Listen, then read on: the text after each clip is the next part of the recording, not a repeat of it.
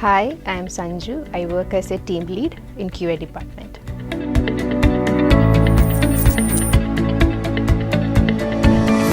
Hi Sanju, welcome to Vox Populi. We have the first question from Sri Lakshmi. How do you encourage ownership and accountability among your team? Okay. The important thing you need to look into to improve the accountability of your team members is to have a good understanding of all the team members. The skill and capability of each of the team members would be different, and the way you handle them will also be different. You should always encourage and motivate your team members to take the ownership of any work.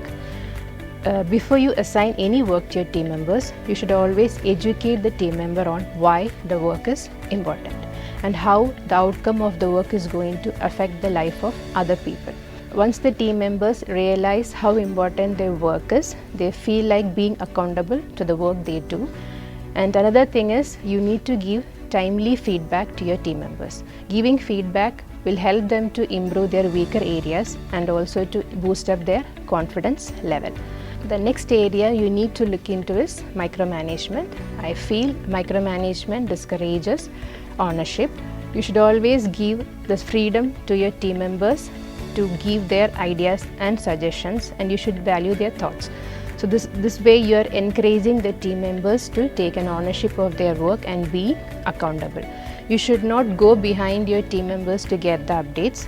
In spite of that, what you should do is you should let the team members do their work and come back to us to give the updates. The next area you need to look into is fear of failure. Whenever the team member faces any failure in their work, what you should do is you should tell them that you have a next chance where they can prove themselves. You should always motivate your team, and whenever the work done by the team is really good, you should always appreciate them.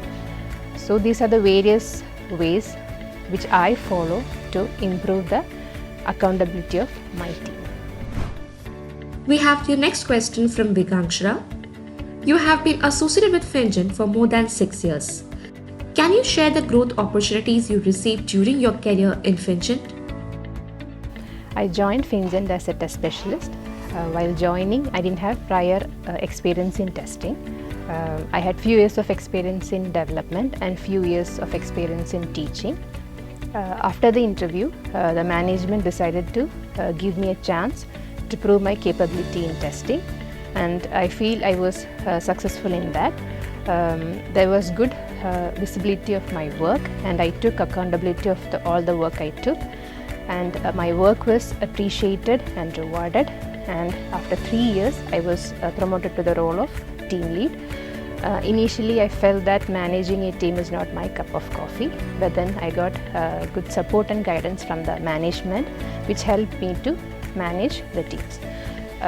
Initially I was managing a team of 2 to 3 members, but currently my team consists of 10 to 11 members. And what I would say is, in Finjen you have a good opportunity for career growth, provided you take the accountability of your work, and your work should have good visibility. We have the final question from Vivek. If you had to eat one meal every day for the rest of your life, what would it be and why? Okay. I cannot imagine myself having just one meal per day. I'm a person who regularly take all the meals in a day. And unfortunately, if I am put in such a situation, I prefer to have a non-veg thali, which consists of all the food items. My sincere advice to all the people who skip their meals to reduce their weight is, don't do that. Never skip your meal. Instead, you reduce the amount of food you intake during each meals. Then another important thing you should do is to do exercise regularly. What I would say is, eat well, stay healthy, and be happy.